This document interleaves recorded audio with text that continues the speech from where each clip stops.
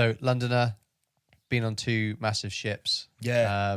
You've been down to big base down in Portsmouth. Yeah. What's it like going to Yeovil, which is down in the West Country, and that's mate. my hometown. Yeah. You said, but from what I can tell, that naval base is massive, right? It's huge. one of the biggest. Yeah, you go. The So when they used to close off the runway, you can go for runs, or you could take your car and do donuts. It was massive, right? But it was that big that I can't remember how many times around, but you can do it like a half marathon. Oh, really? It's huge. You got to remember the Harriers used to take off from Yeovil. It weren't just helicopters. Okay. Because that was their home base. So they needed massive runways. So you can imagine in the morning, every squadron lines up and they just walk the runways just to pick up FOD, which is foreign object debris. You don't want that going into an exhaust of an aircraft because that'll bring the aircraft down. So you just walk, so you get your steps in the morning, winter, summer, whatever it was, and you just walk. But obviously, as you said, what was it like? For me, it was quiet. You know, I'm used to London, Portsmouth. It was big cities. Do you know what I mean? And I started doing judo in Portsmouth, which I started doing. I was part of the Royal Navy Judo squad, which is pretty cool. And then when I went to Yeovil, they had one of the founders of the Royal Navy Judo Club was a chief, which then became commissioned. I think he's a lieutenant now. He was my trainer, and he used to coach us. We used to do loads of training with him, and then I also joined a judo club in Yeovil, a civilian judo club, because we were training once a week on base. But I always felt if you want to be good at something, do it more often, which is normal with everything. Yeah. Especially like video games and whatnot. So I joined a civilian club. I was going there 3 times a week. So I was training 4 times a week. And I got my yellow belt, my orange belt really quickly. And then I said to the civilian club, I said, do you mind if I fight for you guys? Because the Navy's not getting me any fights. Because what the Navy like to do is they like to do massive shows. So they'll go to America and fight the Yanks, or they'll go to Germany and fight the Germans, because then it's something to show off on the Navy website and whatnot. But the civilian club was like, yeah, you just find a competition. And I said, do you mind if I represent you? So, yeah, do what you want. So I represented them in the South Coast Championships, my first ever competition, and I got gold. And I got the videos. Nice. Yeah, I got gold. Nice. I was like, mate, this is mint. So I got gold in this competition. I went back, and then I remember the Navy guys were like, oh, we've taught you well. I was like, well, hold on, mate. The civvies in Yeovil, they're the ones who've been helping me a lot. I still speak to one of the girls that I was training with, and they were cool. And then I said my goodbyes when I left Yeovil, and that was it. So how long was you at Yeovil for? Oh, mate, it must have been about 2.5, 3 years maybe. Okay. And whilst you were there, did you do anything, or was you just just stayed there, or? Yeah, no. So I went to Afghanistan. So whilst you were at the station, there? Was that? So when I was on the Green Sea King, the Mark IVs, what would tend to happen? Obviously, helicopters can fly back from certain countries, but they'll have to do loads of stop-offs. So I think the RAF C-17, is it? The big old, is it C-30? C-17, the big, massive aircraft that you can put aircraft into it. So what we did was we stripped down a Sea King aircraft, so took off all the rotor blades, basically to the bone. We put it in the back of this, in Bryce Norton, and we put it in the back of this C-17 aircraft, and we went out to Afghan. And it was supposed to be a 1-week turnaround. Go out there, put this aircraft together, break down the aircraft that's ruined, put it on the C-17 and fly back. The squadron there needed manpower, and I don't know why. And they said, who was volunteering to stay? And I had loads of crap going on at home. My mum and dad were getting a divorce. My dad was out of the house. And I thought to myself, I said, a bit selfishly, but I thought, this is my getaway. So I said, you know what? Yeah, I'll stay. So funny enough, the whole squadron stayed. Oh, really? Do you know what I mean? Me, Scouse McGee, and we had this other guy, but Scouse McGee, a quick one about him, I don't know if he ever listens to this, I'll send him the podcast. I remember I used to smoke cigarettes because it was cheap to smoke. And I was having a cigarette at I think it was 8 or 9 o'clock at night time, and the call to prayer came on, the Islamic call to prayer. And he goes, how come there's so many call to prayers right there? Is it for the shift workers? And then the other guy just looked at him and, mate, you've never left Liverpool, have you? He goes, nah, mate, nah. But yeah, he's such a quality guy. And me and Scouts did quite a few things together. So when we went to Afghan, we did our just over 2.5 months. I think we were there just under 3 months. I can't remember how long we were there, but we landed in Turkey before we went to Afghanistan. The Turks thought we were officers, and we didn't tell them we weren't. Right. So they put us up in the officers' mess. And we said, no one wear military uniform. Wear your T-shirts, your jeans, because you're not showing off rank here. And we got to eat in the officers' mess and everything with the Turks. It was mint. And then we said our goodbyes. And I speak a bit of Turkish. And they had a Turkish military person at our building as like a concierge. And he had asked me, I'd introduced myself. I spoke to him in a bit of Turkish, and he's like, oh, you lot officers are like, yeah. And I told him, I said, mate, they think we're officers. Do not say anything. Brilliant. Yeah, so we got to stay in the officers' mess. So, and then we came back. We spent a bit of time in Cyprus. So what was you doing whilst you're out there for those 2.5 months? So initially we just looking after the aircraft, or yeah. So initially we put the Sea back together. That became operational. That went out flying. It's the first ever time I heard the siren for an RPG getting thrown into the base. I shit myself. I'm not going to lie to you. And then as the weeks go by, you start hearing that at 2 o'clock in the morning. You pick up your body armor, you put it on top of you, and you go back to bed. You're like, if I'm going to die, I'm going to die. Yeah. Right? But the first time you hear it, you run into these concrete bunkers that they make. You're just thinking, oh, mate, it's going to hit me. No one ever gets hit. But apparently some have got hit before. That's gone through. I've heard some, but I've seen pictures, but I've not seen like videos or anything like that. But yeah, so what we did was basically you joined the squadron and you are now maintaining the aircraft. Okay. Because we were only going out there for a week, we had no weapons on us. We didn't take out any weapons. And then I remember there was a Yank guy who was in charge of the base. He goes, where's your sidearm? I was like, we ain't got one, mate. He goes, what the fuck you British guys? I can't do a Yank accent. He was like, what the fuck you British guys do? Come in here, no weapons. You think this is a fucking holiday? Scouts goes, fuck, you felt like it, so you started shouting.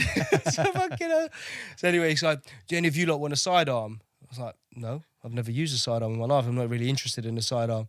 He goes, well, if you want a sidearm, we'll give you a Glock or whatever they had. I was like, oh yeah, whatever. Didn't get one. Never had one for 2.5 months. All these people walking around with like semi-automatic rifles, pistols. Yeah, we had nothing. And another thing about Afghan, which I really liked, we were in the galley, the scoff house, whatever you call it. We were there, and I walked past a bunch of guys and they had the Albanian flag on their arm. Okay. And I'm fluent in Albanian because Kosovo, they speak Albanian. All right. Yeah. And I just said, there's a term like bon appetit that bon appetit, that's French, isn't it? Yeah. Yeah. That the French say bon appetit. In Albanian, there's the equivalent, which is dvofmir, which basically hopefully does you good.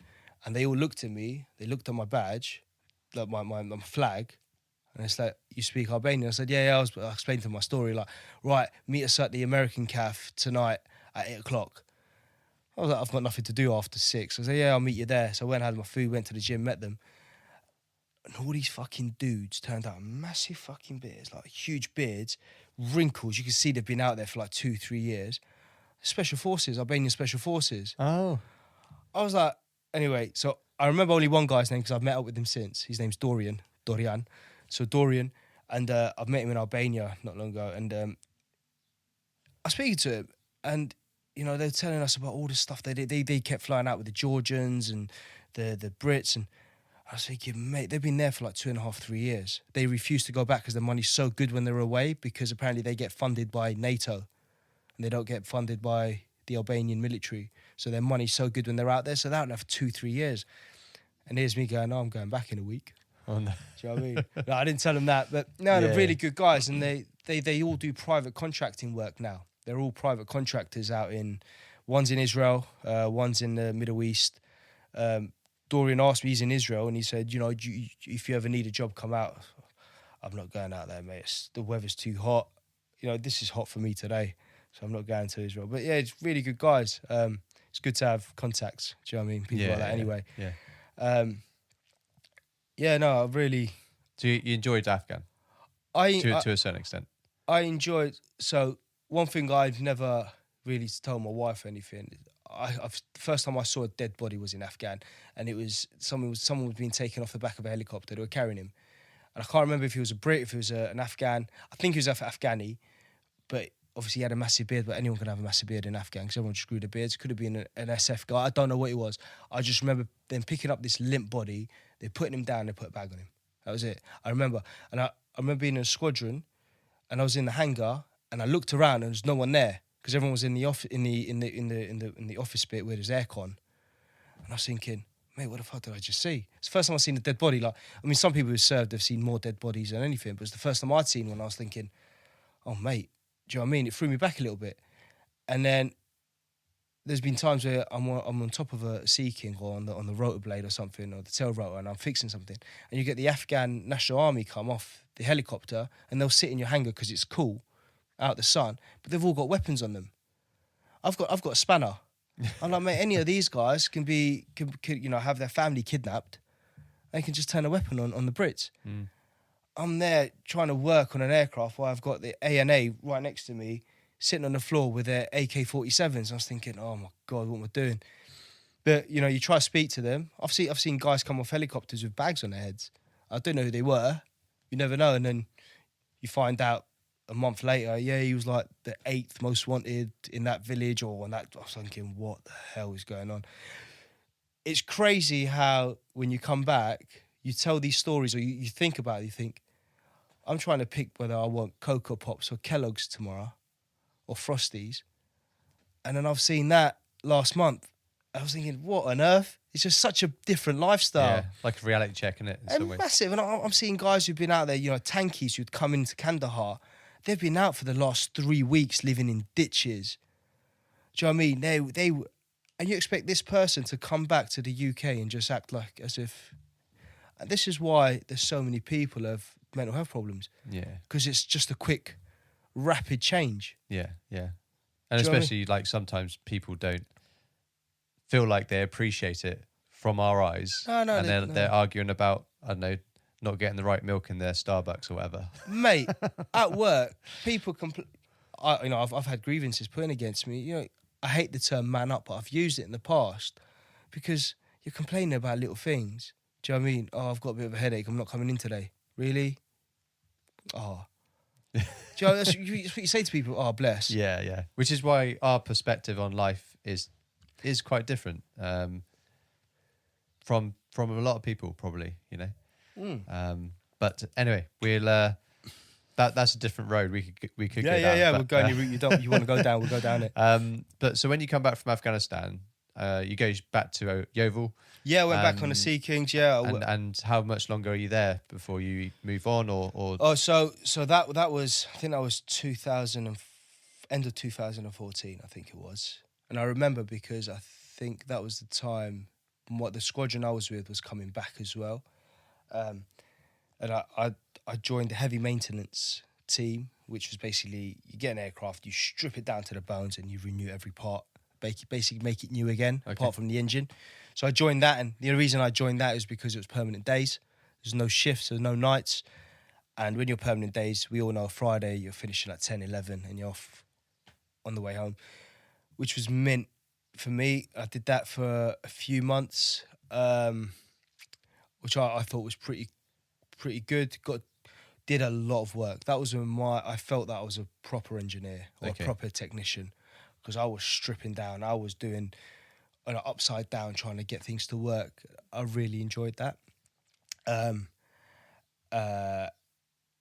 that was me. That was the last I worked on aircraft, and then I handed in my notice. And there was a lot of things leading up to that for me that made me put on my notice, but I saw and heard certain things in my career, which I explained to you, which I don't mind getting into, which made me feel that I was part but not a part of the family.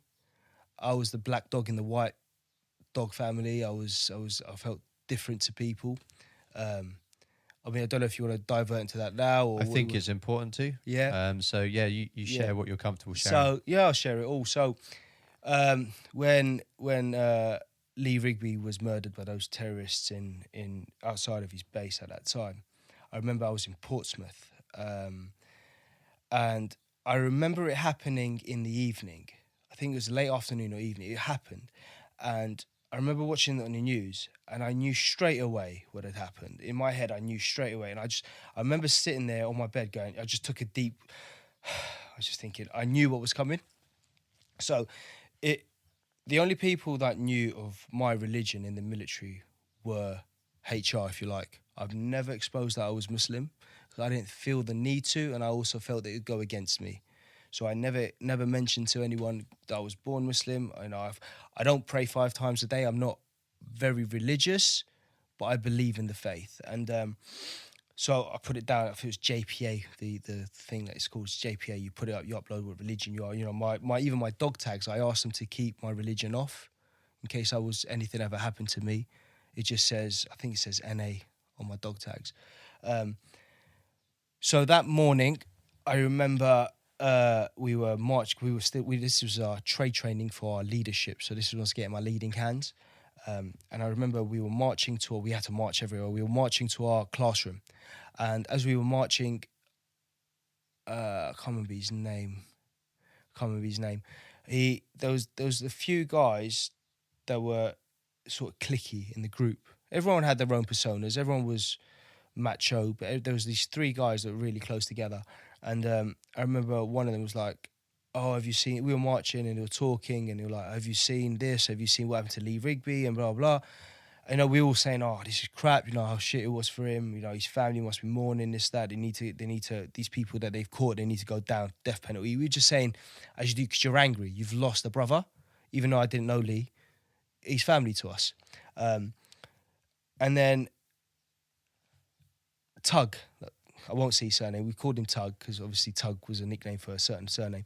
And he said, oh, we need to go out Muslim bashing.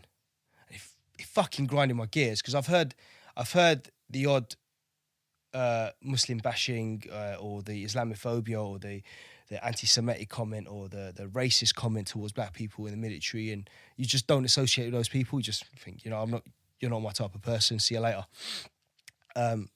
So I just said, Tug, I said, mate, I'm Muslim. Why don't you start with me? And I literally just said that to him. And then this other guy, I'm not going to name him because obviously it's not fair. He said, you're not Muslim. It's not in JPA. I went, it fucking is. I said, I just don't see the need to tell you that I'm Muslim because we're not no different. I said, I drink. I shouldn't be drinking, but I drink. I smoke. I've got tattoos. I shouldn't have all these because I don't like the term modernised Muslim because there's no such thing. I believe I'm just a normal person. Do you know what I mean? I'm no different. And they said some other stuff. And at this point, as I was marching, I just walked off. I didn't dismiss myself. I just went, fuck this.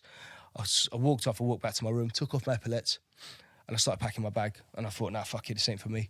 And obviously, you can't walk out of the military, mate. You're going AWOL. Do you know what I mean? But at that point, I thought, nah, my own team don't want me. Do you know what I mean? My own family don't want me. See you later. I remember the chief came to the mess deck. No, I remember texting him saying, look, I'm probably not there. Well, you're probably going to realise I'm not there. Just today I'm in the mess deck. Something's happened. I don't want to be a part of this anymore. I said, you can either put me in prison or I don't care. I'm done. He's a really nice guy. He looked like the dad from Family Guy. He came in and he goes, like, what's happened? So I explained to him. He goes, no, fuck that, it's not on. I said, look, I'm not in the military anymore. I said, I'm telling you now. I said, I refuse any direct order. He goes, oh, I know you're angry. Stop saying what you're saying. I said, look, honestly, you can tell me now, jump. I'm going to say no. I said, I promise you I'm going to say no. Don't give me a direct order. He goes, stay in the room. He goes, don't go anywhere. He goes, stay in the room. Give me an hour. Within an hour, the MPs come to my room, 2 MPs. Nice guys, weren't formal, nothing. That's military police, Yeah, right? military police. They come to the room and goes, yeah, the commanding officer wants to see you. Like the top dog of the base. He's like, he had some loads of gold on his shoulder. I was thinking, oh, fuck. I'm going to get done here. So I've proper, I've taken the piss. So I'm walking with them, no epaulets on, headgear's off. I've fully committed. I don't want to be in the military anymore. I do not want to play a game anymore. I've gone up there, and he shook my hand and he goes, he gave me a comment of his name. He goes, "You're calling me by my first name." He goes, "I'm so and so." Really nice bloke. He goes, "It's not on." And I explained to him those situations, and I explained to him throughout my career the stuff that I had seen. You know, I've seen people going, "Oh, have you seen so and so who works in stores? Who's that?" He goes, "This guy. You know, the black guy." I'm like, "Why?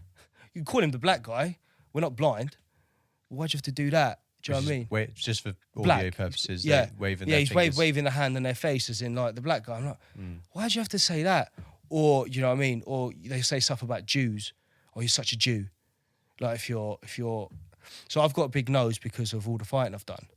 And some guy was once called me a Jew, a Muslim Jew, because I've got a big nose. And I thought, why'd you have to say that? I find it like, to me, it doesn't hurt me. I've got really thick skin. Do you know what I mean? And I just said to him, I said, "It's funny how you've only got words." And he's never said it again. Do you know what I mean? I said, "It's funny how you've only got words. If you want to do it, let's do it." But I hate violence. I hate fighting unless it's in the ring. But yeah, going back to the time, I spoke to the commanding officer. I said, "Look, this has happened." And he said, "Look, it's not on." He goes, "Have the rest of the week off. Go home." I got back, I think it was Sunday night.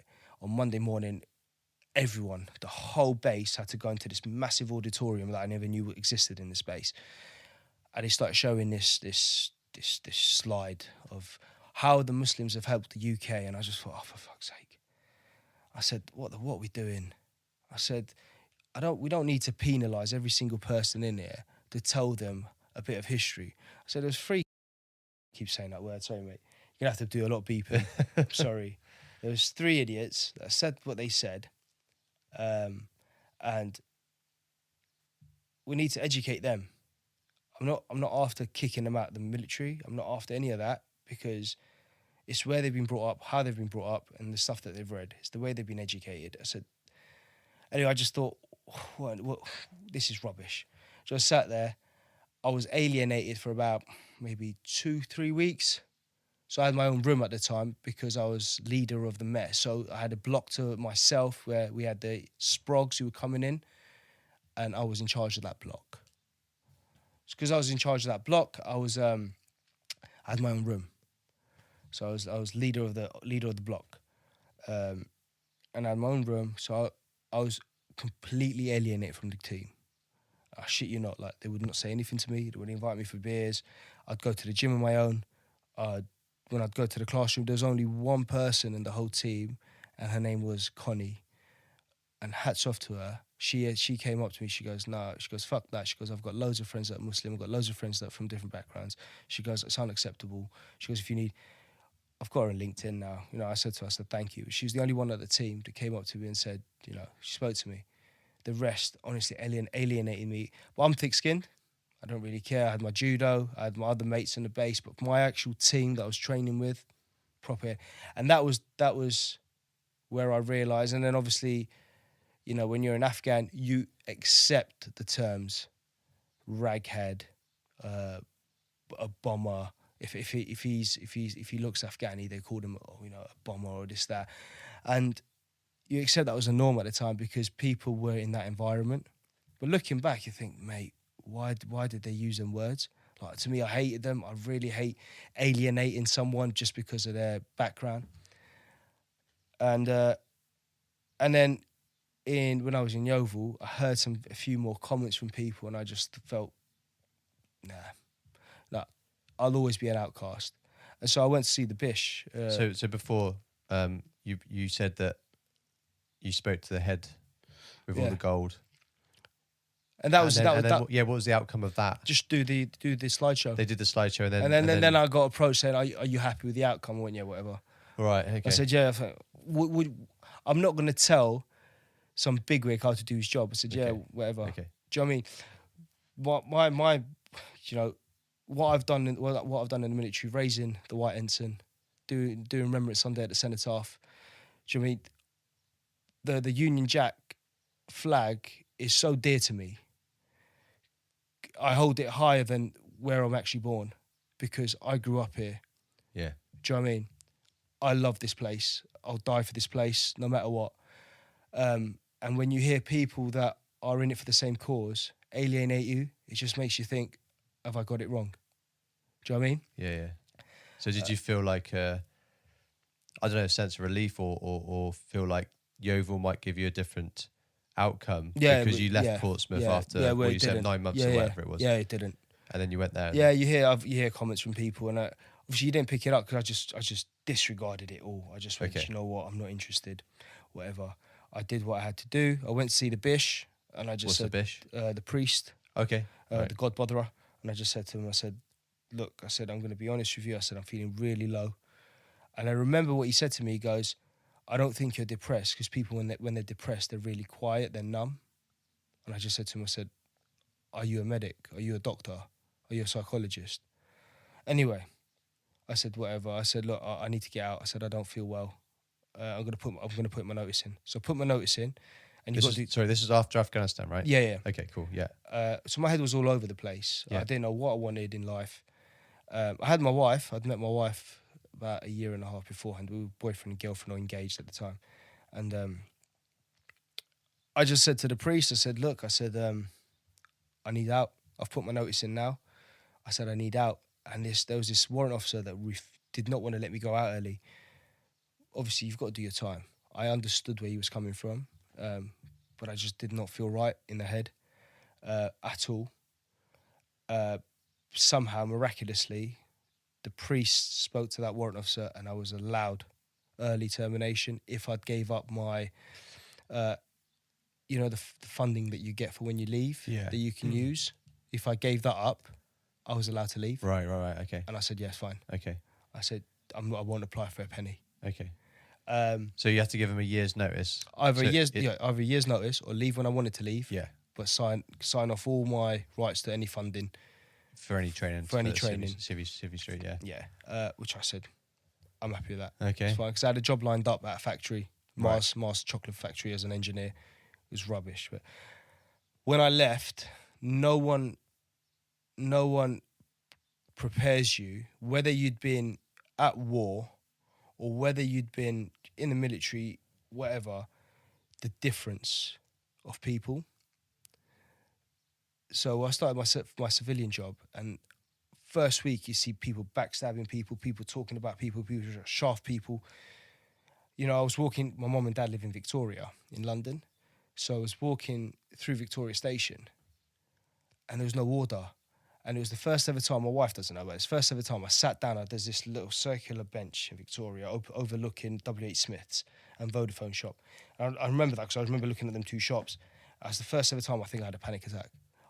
I think it was a panic attack because I couldn't breathe. I started sweating. My palms were sweaty. I couldn't stand up. My legs felt like they were tree trunks. And I just started feeling tingles in my face. And I was just sitting there thinking, what's going on? And it stopped. After about 20, 30 minutes, it stopped. And I just thought, I don't know what that was. It's never happened again. And then I just started finding, it's sad to say, but civilians, I started finding them annoying. I still haven't found what I'm looking for, and I don't think I ever will, but I think that's what will keep me chasing. Okay. I've got 2 kids now. I've got a beautiful wife, 2 beautiful kids. But I joined, so doing this soul searching, I was trying to find some clarification, and my biggest thing that I found, that helped me a little bit, was this organisation called Veterans for Peace. So I signed up, I joined up. You know, you got the T-shirt, and it's all about anti-war, which I agree with. I don't think we should be at any of these wars anymore. I think war is the worst thing that could happen to humankind. Lives are lost for no reason. That's gone now. That's been disbanded. I took my name out. I wasn't as attracted to that organisation because it was more of a stop everything. Stop advertising the military. You need a military, for fuck's sake. You need a military in the world. In every country needs a military to protect itself. You can't say, let's not have a military. What are you on about? So I think I was just trying to find something to be attracted to. Yeah. Even when I was at Yeovil, not Yeovil, when I was in Portsmouth doing my trade training, I started wanting to join. I did a bit of research on the SRR, the Special Reconnaissance Regiment. and I met someone at Portsmouth who failed the training. And I was at my peak fitness here. I was boxing, I was doing judo, I was running for fun. I speak 2 languages, and I thought, you know what, maybe I never got anywhere with them. You know, there's a reason they're so secret, because you don't get a phone number, and when you call up this number that you do get, hi, John speaking, who the hell's John? Do you know what I mean? Like, mate, but yeah, so I don't think I'll ever find what I'm looking for, but I think that is the only thing that will keep me going till I'm old. Okay. It's just keep chasing something. So I set myself targets. So I set myself a target for my daughter. I set a target for my son, who's only 3 months, so he's got niffling at targets. But then I've got targets for me and my wife, places I want to see, people I want to visit, things I want to do, and that's what keeps me going. Yeah. Do you know what I mean? My job, which I really enjoy, I'm an engineering manager on the railway, and I really enjoy it. I feel for the first time ever, for the last 4 years, I feel stabled. I feel happy in a way where I feel in a good place. Really do, man. Really do. All right, cool. Yeah. Well, so just to confirm, you chose to leave the military because you didn't feel fully accepted anymore. Yeah. The transition out was shorter and quicker. Oh, it's quick. I think a month and a half. Because yeah. How long? Month and a half. Month and a half, really quick. Yeah, I just remember getting in my car and giving a lift to one of the guys who was going to London that weekend. Right. With all my kit in the back, and that was it. So it was a quick. It was a quick shake of the hands of people, and that was it. Yeah. Yeah, Do you feel? I've never asked this. I'm not sure what the wording is going to be, but do you feel because it was such a quick break from the military that was a positive, or was it actually a negative? I don't know. Don't know. It could have been a negative. I think that's why I had that panic attack at Victoria Station. Okay. I think I was standing in a queue trying to get, I think there was a Greg's. Yeah, I was trying to get Greg's. Standing in a queue, just nothing made sense. Honestly, I was just like, how do people live? Even like in current jobs now, or that I've had in the past, it's different to the military in the way that the railway is very similar to the military because of the standards that you've got to bring in. You've got lives on board. You've got to make sure you're really good at your job. You can't have alcohol, can't have drugs, which is really, really good. But you see a side of people that you didn't see in the military, whereas in the military, you get promoted by someone who doesn't know you. They look at your write-up. Oh, he looks good, let's promote him. Or she looks good, let's promote her. Whereas now, people will shit on people to get ahead. Yeah. And I see it all the time. I really do. And I like to be open with people. I'll be point blank. You know, if I like someone, I say, look, I like you. If I don't like you, I say, we're going to be professional. I'm going to work with you. But I don't see a personal connection with you. Yeah. Yeah. Well, I mean, your time in the military does sound like you covered a lot. You did a lot in yeah, the I mean, years. I didn't do as much as I wanted to do. Yeah. You know, I wanted to see more action. But you're still proud of it, though, right? Yeah, 100%. Yeah. You know, I've got my medal. I met the Queen when I was on board the Ark Royal. I've got a picture of me and Queen Elizabeth. Do you know what I mean? I've got my medal up. I've got my military trophies for fighting. I've got them up. I've got a white ensign folded up neatly that I keep very dear. That was from the Ark Royal. Yeah, no, I love the Royal Navy. I love the Armed Forces. I really do love the Armed Forces. I just wish it was in different circumstances. Yeah. I don't think I would have left. I reckon I would have been a lifer. I just love the routine. I love the organisational bits that come with it. I loved it. I loved it. I loved everything about it. I loved at the end of the month eating pot noodles because you splashed all your money the weekend before on. And I just think it's a quality life. Yeah. But you've got those memories forever now. Oh, forever, man. I'll never let them go. You know, you'll be able to share those with others. But that's pretty much brought us up to date. From your time in or any part of your life, was there anything you wanted to share that we haven't been able to? No, I think you covered it all. Yeah, no, I just think it's important if anyone does listen to this to reach out to people for help if they do need it. I didn't know how to reach out. I really didn't. But there are See a professional. So there is therapies out there called EDMR, which is eye or EMDR, eye movement something, which I tried, which was pretty helpful. And it just works on your eye movement. It puts you in a state of hypnosis, even though you're not hypnotized. And it was this guy he's ex-military as well, and he helped me a lot. I was just having personal life problems, and it just helps you realize the state of stuff that you're worried about is so minuscule to what is actually going on. But you're just so good at building it up and putting it to the back of your head, and then that just builds up and comes to the front. But if people are out there, I think they do need to seek help. Okay. If they do feel lonely, they feel that there's nothing out there for them. There is, honestly, there is a light at the end of the tunnel, which I found. Yeah. And I was going to say, you're doing good now. Man, I'm really happy. You mentioned that you're in a stable, happy location. I've got a wife. I've got 2 beautiful kids. I've got a home. I've got what I need. I've got a job. Do you know? That you enjoy? I enjoy my job. I've got some quality people that I work with. I go on holidays. Honestly, there is a light at the end of the tunnel for people, and people need to know that. Yeah, honestly. Cool. And I'm sure every person you've had on any sofa that you sat with on this podcast, I can tell you now that they, at one point in their career, they felt the way I felt. Maybe not shown it, but they felt low, they felt depressed, and it happens. And us men, especially men or female military personnel, because they're really good at hiding shit as well. Yeah. They don't talk. We don't talk, man. Yeah. We don't talk. Honestly, to be honest with you, a day or 2 days ago, I was thinking about pulling out of this because I didn't know whether I was willing to talk. I really did not know if I was willing. I could talk to you about the gym. I could talk to you about judo. I can talk to you about football. We can be here all day long. But I didn't know whether I was happy or not to dive deep. And then, I thought about it and I thought, you know what, I need to. It might help me get to where I'm trying to get to. Well, I'm glad you didn't pull out because no, this would have been a wasted effort. I would have set this up for no one. You know? No. I'm glad. I'm glad you did. No, I'm glad I turned up, and I'm glad I'm here. And plus, I've made a friend in you. So yeah, absolutely, it's a blessing. Absolutely, it's a blessing. Are you doing any judo or boxing still? So I'm part of a mixed martial arts club now. So the sensei, the instructor, his name's Ibush. He's from Kosovo as well. Oh, sweet. I turned up and he was like, he started speaking. I was like, oh my God. But it's called MMA Kabashi. It's MMA North London. I was actually in training last night and I got punched in the nose and I had an ice pack on my nose thinking, please don't be swollen for this podcast. I've got a big nose as it is. Any bigger, you're going to need bigger camera.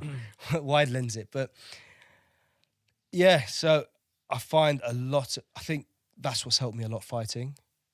Not outside, obviously. I don't go picking on random people, but in a controlled environment, in say whether I do jiu-jitsu, boxing or MMA, there's someone there to stop if it gets out of hand, and you're training. And whilst I'm on the floor cuddling with someone, grappling, while you're cuddling on the floor, you're not thinking about, I've got this gas bill to pay, I've got this to pay.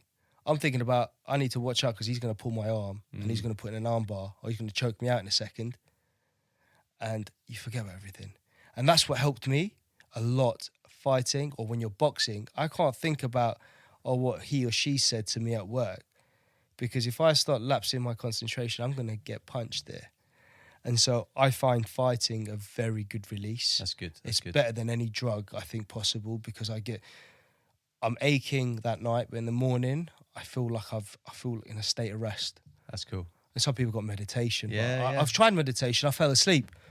Honestly, I Googled how to meditate, so I put my headphones on, and then this person's talking. Next thing I do, I woke up 4 hours later. I was thinking, well, that didn't work. I'm out cold. It's so relaxing. So it's important to find something in it. I think so, yeah. I can't read, so some people enjoy just sitting there reading books.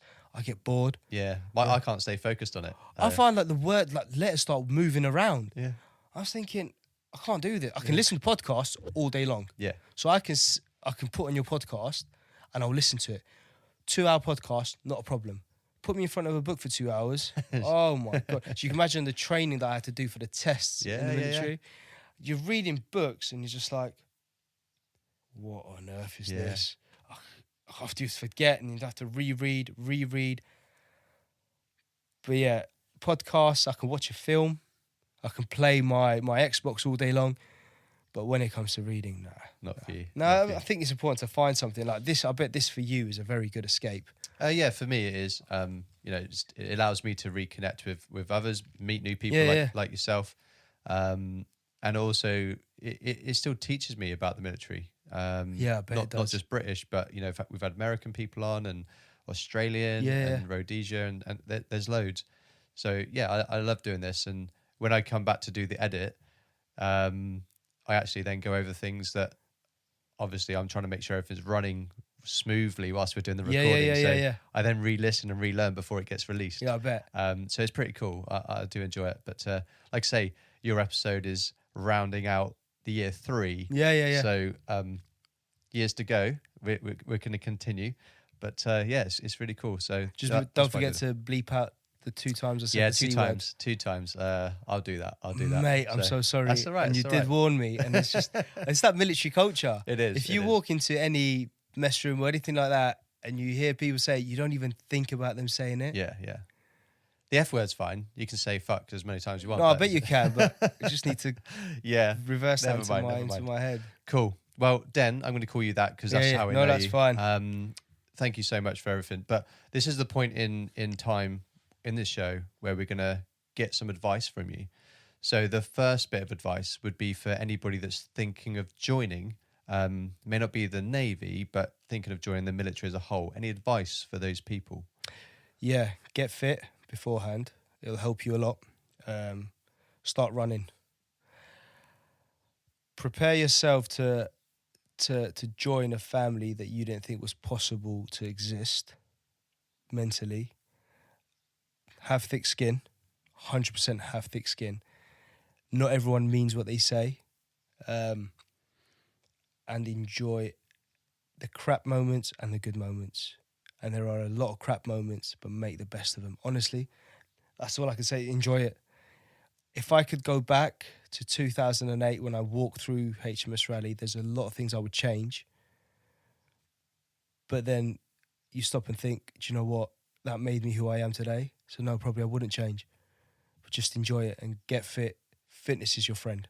Nice. Fitness is your friend, yeah. Some good advice there. Yeah, Some good 100%. advice. And the next bit of advice would be for veterans. You and I, we're both veterans here. Yeah. So any advice for them, be that about to leave the military and become a veteran, or maybe being a veteran for a little while? Any advice? So if you're about to leave, get qualified as much as possible. Utilise the free money that's there, that's funded, to get yourself ready for the civvy world, for qualification-wise.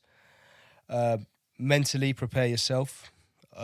Whether you were, I don't know, a storeman and you saw no action, or you were out front line and you were SF, just prepare yourself, seek help if you need help, have friends. That's the most important one, is be able to speak to people.